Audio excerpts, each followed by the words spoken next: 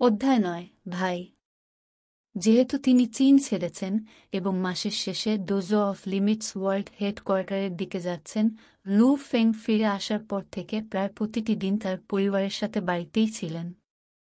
যদিও বাবা লু হং গুও, মা গং জিন ল্যান এবং ভাই লু হুয়া দুঃখিত, তারা লু ফেংয়ের মহান ভবিষ্যৎ পরিবর্তন করতে চাননি। ১-২ মার্চ লু ফেং তার ফায়ার হ্যামার স্কোয়াড সদস্যদের সাথে জড়ো হয়েছিল। তারা প্রথম কাজটি করেছিল তারা আগে থেকে পাওয়া দানব সামগ্রীগুলি বিক্রি করে। যেহেতু এই শেষবার ফায়ার হ্যামার স্কোয়াড তাদের সামগ্রী বিক্রি করতে যাচ্ছিল, লু ফেং পরামর্শ দিয়েছিলেন যে সবাই সমান অংশ পাবে। উপকরণ প্রায় ৮০০ মিলিয়ন বিক্রি।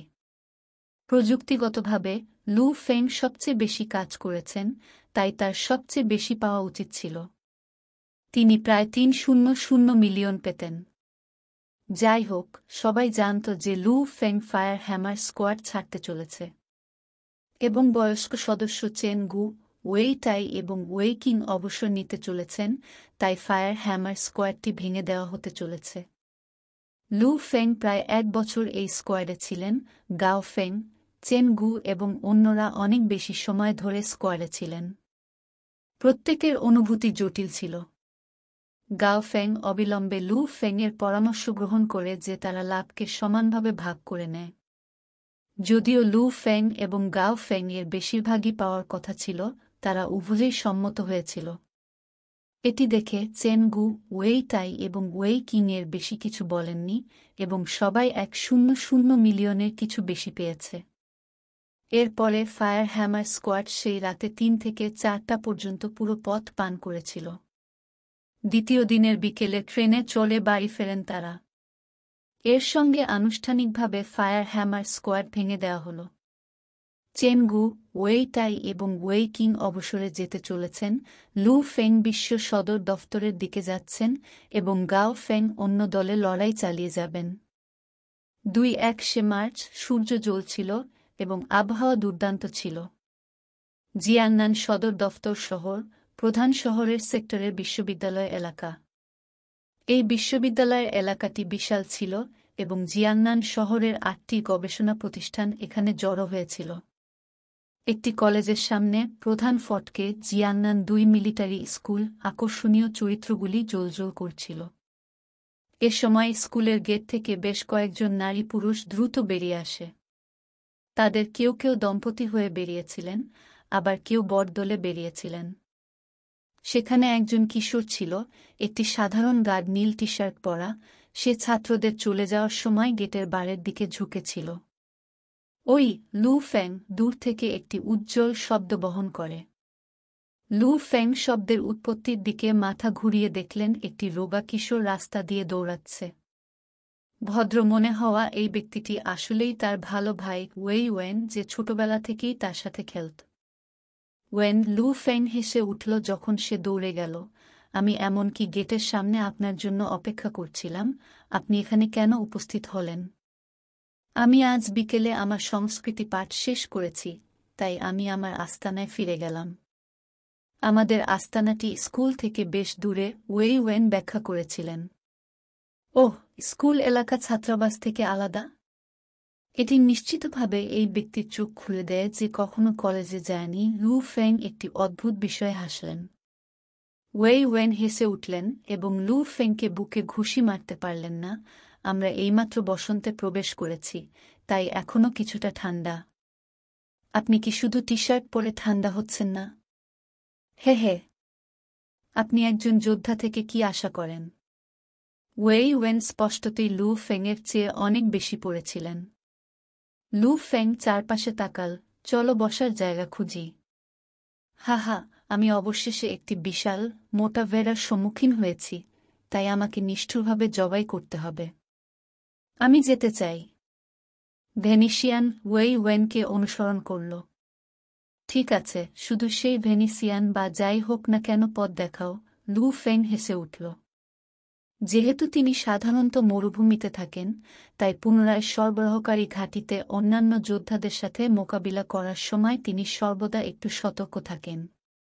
ওয়েই ওয়েনের সাথে আড্ডা দেওয়ার সময় লু ফেং স্বস্তি বোধ করেছিলেন যেন তিনি মধ্য ও উচ্চ বিদ্যালয়ে ফিরে এসেছেন। বিনিশ্বাসী, গড় দাম সহ একটি রেস্টুরেন্ট। তারা যে খাবার খেয়েছিল তার দাম ছিল প্রায় $300 থেকে $400। যাই হোক, আয়ের কোনো উৎস নেই এমন ছাত্রদের জন্য এটি ইতিমধ্যেই বেশ অসংযত ব্যয় ছিল। যোদ্ধাদের জন্য এটি অত্যন্ত সাধারণ ছিল। স্যার, কয়জন? ওয়েট্রেস আবেগের সাথে গ্রহণ করেছিল। 2 লু ফেং চারপাশে তাকাল, একটি শান্ত জায়গা খুঁজুন। এই পরিচারিকা প্রতিদিন এখানে কাজ করে এবং সব ধরনের লোক দেখেছে। শুধু এক নজরে তিনি বলতে পারেন যে লু ফেং তার চারপাশের অন্যান্য ছাত্রদের থেকে আলাদা। সেই তীক্ষ্ণ দৃষ্টি তার হৃদয়ের স্পন্দন এড়িয়ে যাওয়ার জন্য যথেষ্ট ছিল, তাই সে স্বাভাবিকভাবেই তার মাথা নিচু করে বলেছিল, উপরে একটি ব্যক্তিগত ঘর আছে, দয়া করে আমাকে অনুসরণ করুন। হে, একটি ব্যক্তিগত ঘর? আমি এখনও সেখানে ছিলাম না।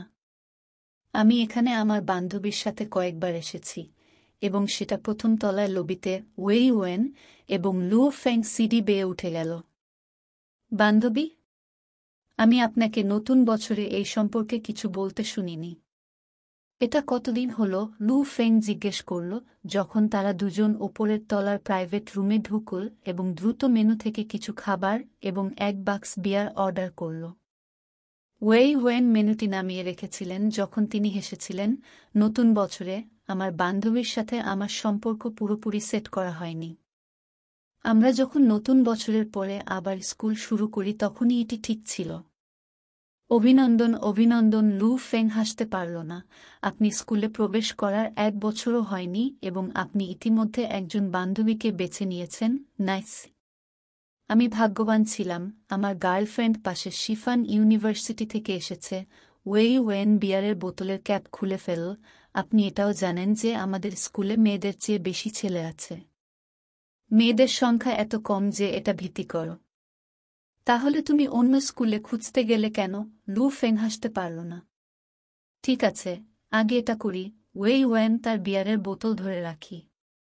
লু ফেংও তার বিয়ারের বোতল ধরে 2টি গলপ পান করেন। লু ফেং, এই গার্লফ্রেন্ডের ব্যবসা সহজ নয়। ওয়েই ওয়েন বেশ কিছু বিয়ার পান করার পর বলতে পারলেন না, তার চামড়া ইতিমধ্যে লাল ছিল। তিনি দীর্ঘশ্বাস ফেলে মাথা নাড়লেন। এখন সবাই শুধু প্রতিযোগিতা করছে।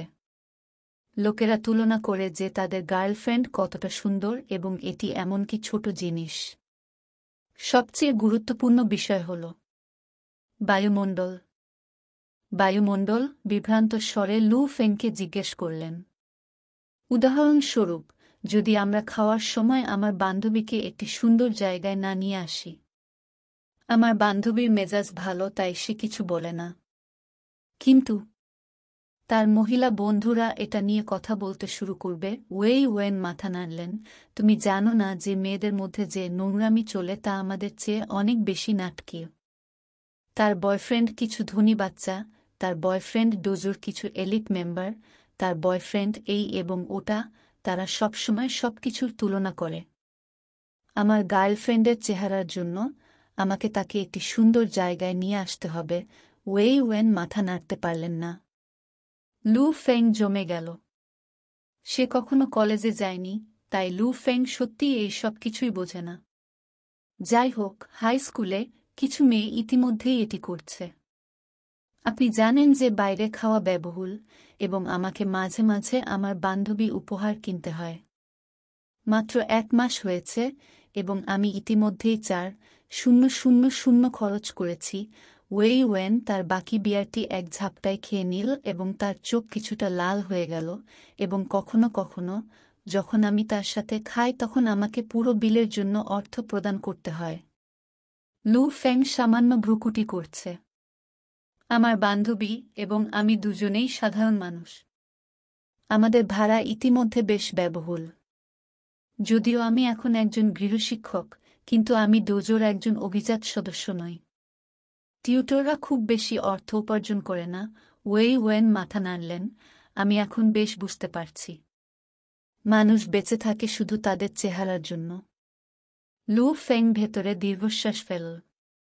ওয়েই ওয়েনের পরিবার তখন তার পরিবারের চেয়ে কিছুটা ভালো ছিল। যখন তারা মাধ্যমিক এবং উচ্চ বিদ্যালয়ে ছিল তখন ওয়েই ওয়েনকে তাকে অর্থ ধার দিতে হয়েছিল। এই 1 মাসে আমি ইতিমধ্যে ভেঙে পড়েছি। একটি শব্দ স্ট্যাটাসে নেমে আসে। এটি একটি কুকুর খাওয়া কুকুরের বিশ্ব। যদি আপনার পরিবার ধনী হয় তাহলে সেখানে সবসময় লোকে আপনাকে অনুসরণ করবে এবং মেয়েরা আপনার বাহুতে উঠতে থাকবে। আর শক্তিসম্পন্ন মানুষ, যোদ্ধাও সম্মানিত। কিছু লোক সর্বদা যথেষ্ট বড় ব্যাকগ্রাউন্ড সহ অন্যদের সাথে হ্যাং আউট করার চেষ্টা করে, এই আশায় যে পরবর্তীটি তাদের সাহায্য করবে। অর্থ, কর্তৃত্ব, শক্তি। যাদের সাথে স্ট্যাটাস আছে। একটি সুন্দর ব্যাকগ্রাউন্ডের লোকেদের কর্তৃত্ব এবং মর্যাদা রয়েছে। যোদ্ধাদের স্বাভাবিকভাবেই মর্যাদাও আছে। ওয়েই ওয়েন বিয়ারের আরেকটি বোতল খুললেন, সুতরাং এই পৃথিবী সহজ। লোকেরা উচ্চ মর্যাদার লোকদের সম্মান করে এবং যারা নিম্ন মর্যাদার অধিকারী তাদের অবজ্ঞা করে। লু ফেং মাথা নাড়িয়ে সাহায্য করতে পারেনি। লু ফেং সর্বদাই ভেবেছেন যে ওয়েই ওয়েন স্মার্ট ছিলেন। যদিও এই কথাগুলো একটু রুক্ষ ছিল, কিন্তু এই সমাজ কেমন ছিল তা স্পষ্ট করে বুঝিয়ে দেয়। যদি একজন ধনী ব্যক্তির অর্থ ফুরিয়ে যায় তবে এটি তার জন্য শেষ। যদি বড় পদের কেউ সেই পদ হারায় তবে তার কর্তৃত্বও হারিয়ে যাবে। পদ এবং অর্থ বাহ্যিক, শুধুমাত্র আপনার নিজের শক্তি সত্যিই নির্ভরযোগ্য। সুতরাং উপসংহারের সেরা জিনিসটি এখনও আপনার নিজের শক্তি। যোদ্ধারা, এমনকি যদি তারা প্রতিবন্ধী হয়ে যায়, তবুও ডোজো প্রশিক্ষক হওয়ার যথেষ্ট শক্তি রয়েছে। ওয়েই ওয়েন হেসেছিলেন, এই প্রেমের ব্যবসাটি আমাকে আমার চিন্তাভাবনাকে শক্ত করেছে। আমাকে একজন যোদ্ধা হতে হবে। আমার এই বছর এলিট ডোজো মেম্বার হওয়ার সুযোগ আছে। আশা করি স্নাতক হওয়ার সময় আমি একজন যোদ্ধা হতে পারব। ওয়েই ওয়েন তার বিয়ারের বোতল তুললেন, এসো, চিয়ার্স। ওয়েই ওয়েন আর নিরুৎসাহিত না হওয়া দেখে লু ফেং এর দুশ্চিন্তা দূর হয়ে গেল। চিয়ার্স। লু ফেং তার বিয়ারের বোতল তুলে নিল। দুই ভাই খেতে খেতে আড্ডা দিল। ড্রিঙ্কস শেষ করে দুজনে চায়ের অর্ডার দিল এবং বিকেল 4টা পর্যন্ত আড্ডা দিল। শুধুমাত্র ততক্ষণ পর্যন্ত লু ফেং ওয়েই ওয়েনকে তার আস্তানায় ফিরিয়ে আনেন।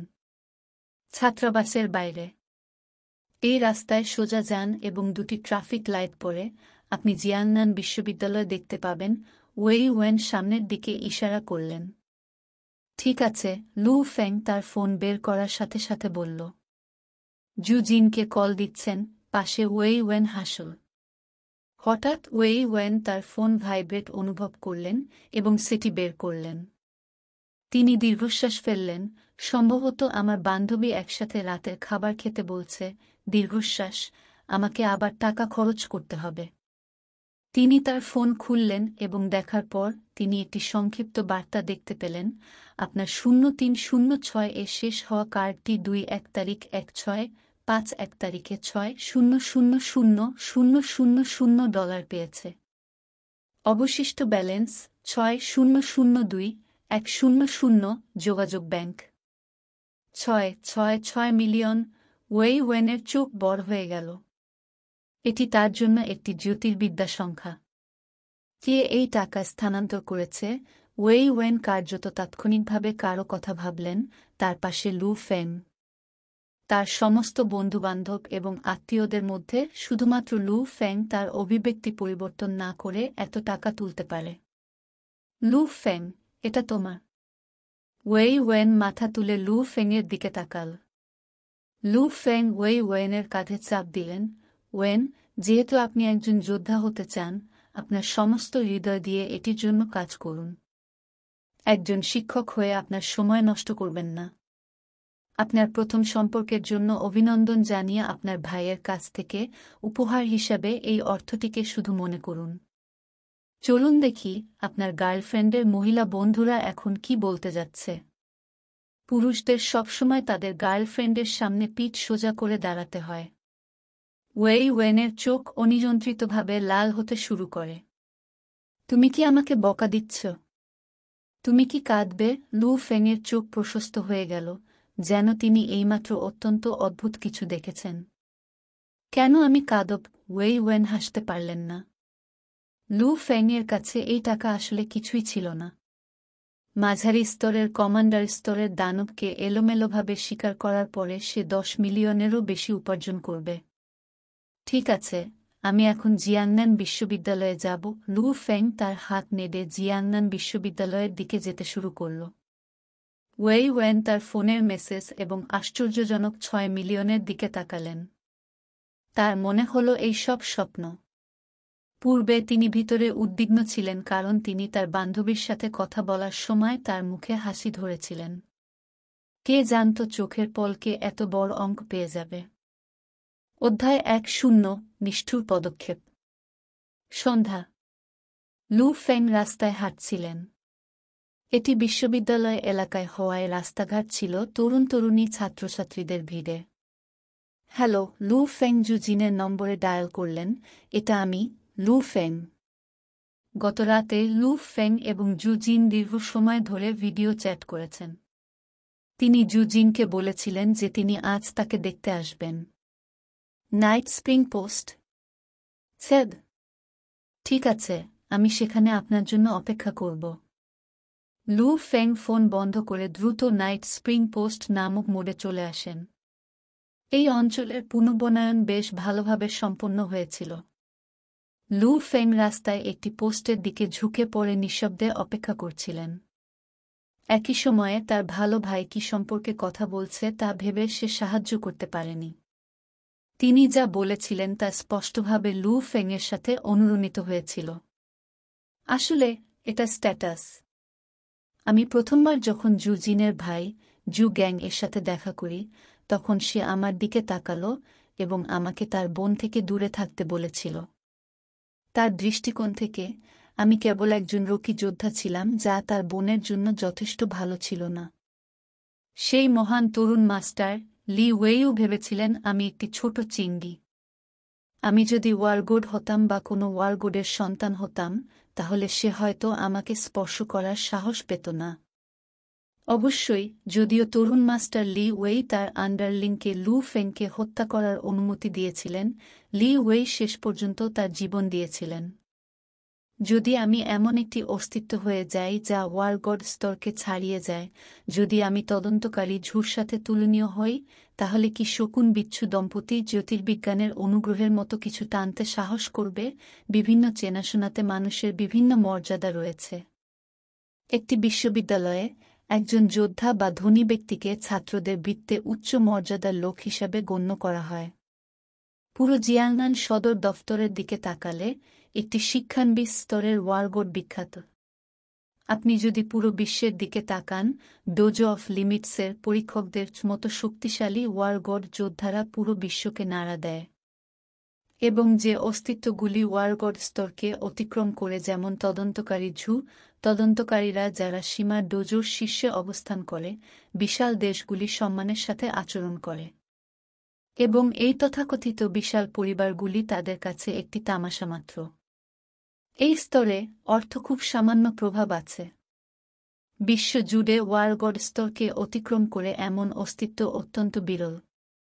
এই মুহূর্তে আমার লক্ষ্য যত দ্রুত সম্ভব একজন উন্নত স্তরের ওয়ারগড স্পিরিট রিডার হওয়া। এটা যখন ঘটবে, আমি কি শকুন এবং বিচ্ছুকে ভয় পাব? সে যা চায় তা পেতে এবং যা করতে চায় তা করতে হলে তাকে তার মর্যাদা বাড়াতে হবে। সত্যিকার অর্থে শক্তিশালী যোদ্ধাদের হংয়ের মতো বিশ্বের অগণিত শক্তিকে তার বিলীন করার জন্য, প্রথম হওয়ার জন্য, লড়াই করার জন্য শুধুমাত্র একটি বাক্য বলতে হবে। এই স্ট্যাটাস। জিয়াংনান বিশ্ববিদ্যালয়ের গেট। জুজিন, আপনি আর আমাদের সাথে রাতের খাবার খাবেন না? কয়েকজন মহিলা সহপাঠী কাছের জুজিনের দিকে তাকাল, যিনি তার হাত নেড়ে হেসেছিলেন। আমার এখনও কিছু করার আছে, আমি আজ রাতে বাইরে খাব। এই কথা বলার পর জুজিন জিয়াংনান বিশ্ববিদ্যালয়ের গেটের কাছে নাইট স্প্রিং পোস্ট ইন্টারসেকশনের দিকে রওনা হন এবং লু ফেংয়ের সাথে দেখা করেন, যা তার অন্যান্য মহিলা সহপাঠীরা প্রত্যক্ষ করেছিল।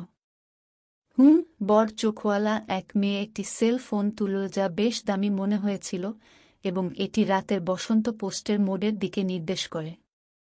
দেখ, দেখ, জুজিন একজন লোকের সাথে। এই বড় চোখের মহিলা সহপাঠীটি তার ফোনটি মোডের দিকে ইঙ্গিত করে বলল। যদিও নাইট স্প্রিং পোস্ট ইন্টারসেকশনটি স্কুলের গেট থেকে প্রায় 500 মিটার দূরে ছিল, যা নিয়মিত চোখের পক্ষে কারো চেহারা বোঝার পক্ষে খুব বেশি দূরে ছিল, আধুনিক ফোনগুলির ক্ষমতাগুলি খুব দুর্দান্ত। ফোনটি ফটো এবং ভিডিও তুলতে পারে। এই বড় চোখের মেয়েটির ফোন এমনকি 1000 মিটার দূরে থাকা কারও মুখ রেকর্ড করতে পারে। আরে, এটা সত্য। অন্য মেয়েরা ঝুঁকে তাকিয়ে দেখো, ওকে বেশ সুন্দর লাগছে। ওহ শুট, আমি ক্লাসরুমে কিছু ভুলে গিয়েছিলাম। তোমরা আগে যাও, আমি তাড়াতাড়ি ধরব। বড় চোখের মেয়েটি স্কুলের দিকে দৌড়াতে শুরু করে এবং দ্রুত ফাঁকা ট্র্যাক মাঠের এক কোণে এসে পৌঁছায়। তিনি তার ফোন হাতে নিয়েছিলেন এবং অবিলম্বে তার রেকর্ড করা ছোট ভিডিওটি পাঠিয়েছিলেন। জিয়াংনান ইউনিভার্সিটি থেকে খুব দূরে একটি উচ্চমানের হোটেলের একটি স্যুটে বাথরোব পরা এক যুবক সোফায় শুয়েছিলেন।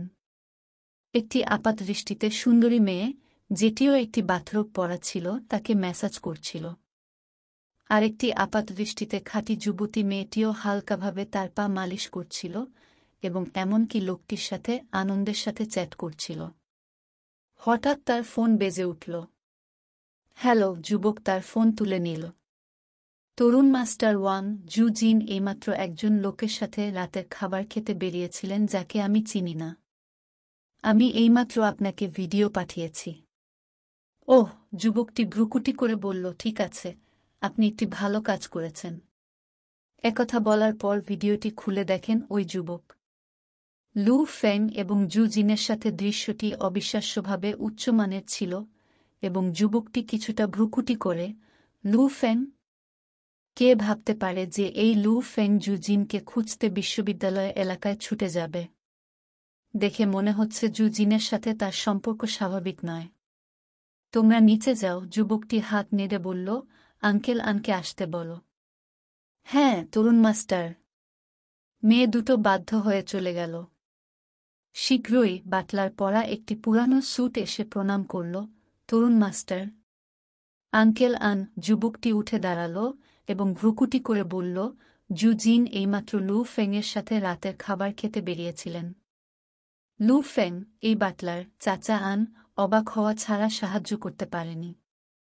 তিনি স্পষ্ট ছিলেন যে এই তরুণ মাস্টার ওয়াং জিনপিং কিজোটো সদর দফতর থেকে জিয়াংনান বিশ্ববিদ্যালয়ে স্থানান্তরিত হয়েছে তার পুরস্কারের কাছাকাছি যাওয়ার জন্য, এবং জু-জিনের সামান্য কাছাকাছি ছেলেদের সম্পর্কে সমস্ত তথ্য রেকর্ড করা হয়েছিল। স্বাভাবিকভাবেই লু ফেংয়ের তথ্যও রেকর্ড করা হয়েছিল। শুধু তাই নয়, জু-জিনের 3 সহপাঠীকে ঘুষ দেওয়া হয়েছিল। একই সময়ে জিয়াংনান বিশ্ববিদ্যালয়ের আশেপাশে সম্ভবত প্রায় 100 জন লোক ছিল যারা কেবল তারই অন্তর্গত। তাদের সম্পর্ক নষ্ট করা সহজ হওয়া উচিত, ওয়াং জিনপিং ঠান্ডা গলায় বললেন, শুধু একজন যোদ্ধা। চাচা আন, আমি এই মিশন তোমার হাতে তুলে দেব। আগে খুঁজে বের করুন তারা আজ রাতে কোথায় খাচ্ছে। আমি নিশ্চিত যে আমি আপনাকে বলতে হবে না পরবর্তী কি করতে হবে। আমার একটাই অনুরোধ, তাদের সম্পর্ক নষ্ট করে দাও। বাটলার, চাচা আন মাথা নেড়ে উত্তর দিলেন, আমি অবিলম্বে প্রস্তুত করব। ঠিক আছে, ওয়াং জিনপিং হাত নাড়ল। বাটলার অবিলম্বে এবং সম্মানের সাথে চলে গেল। কিছুক্ষণের মধ্যে হোটেলের অন্য স্যুটে বাটলার, আঙ্কেল আন বর্তমানে 2টি অল্পবয়সী মেয়ের দিকে তাকিয়েছিলেন যা তিনি এইমাত্র খুঁজে পেয়েছেন।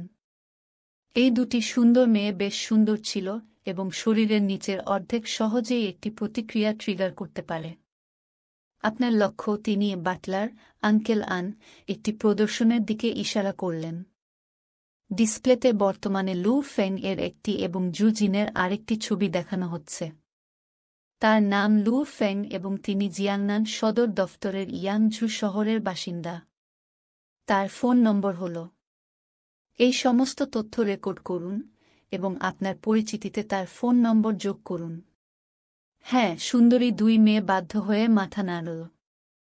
এটি পরিকল্পনা, সাবধানে দেখুন। তিনি বলেছিলেন যে বাটলার, আঙ্কেল আন তার নোটবুকে হালকাভাবে ট্যাপ করলেন, যা তারপরে গভীর পরিকল্পনার বিষয়বস্তু প্রদর্শন করেছিল।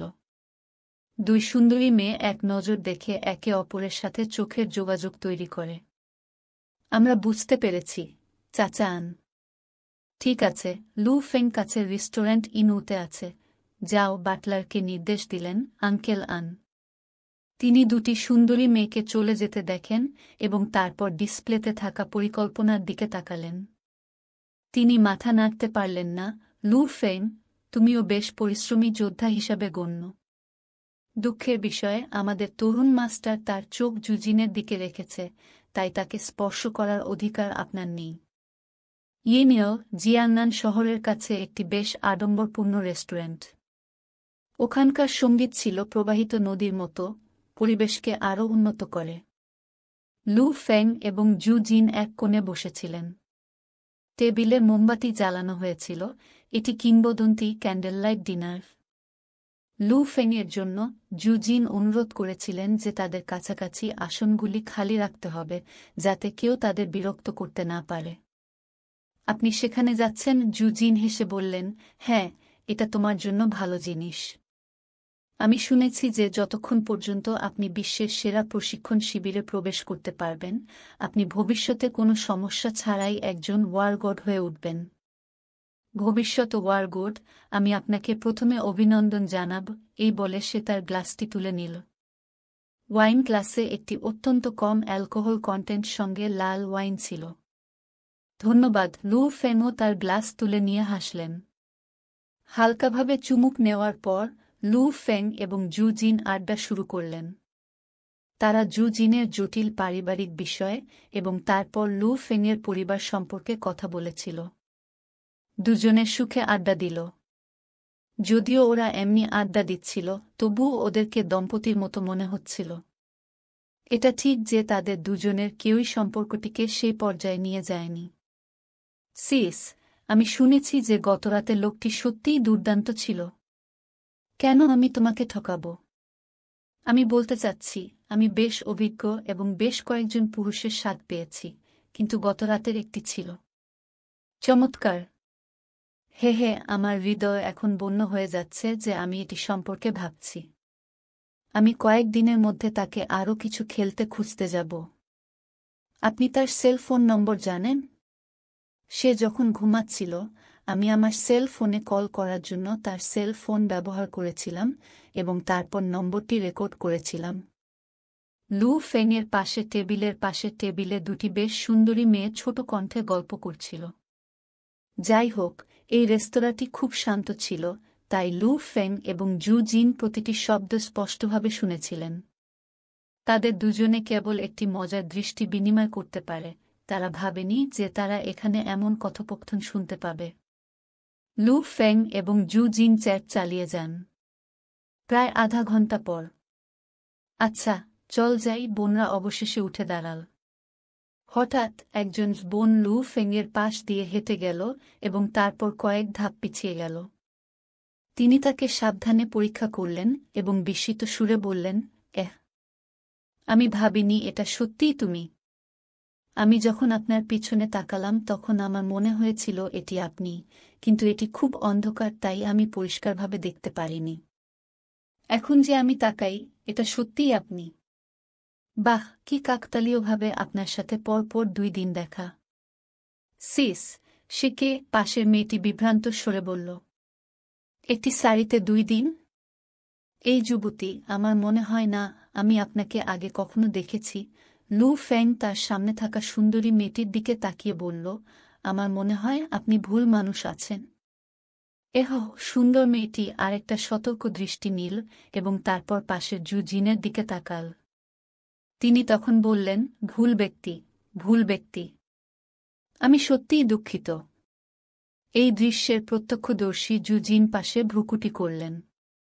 জু জিন ওয়ান নাইট স্ট্যান্ডের মতো জিনিসগুলিকে ঘৃণা করেন এবং এইমাত্র তার সামনে যে দৃশ্যটি ঘটেছিল তা তার সন্দেহ বাড়াতে সাহায্য করতে পারেনি।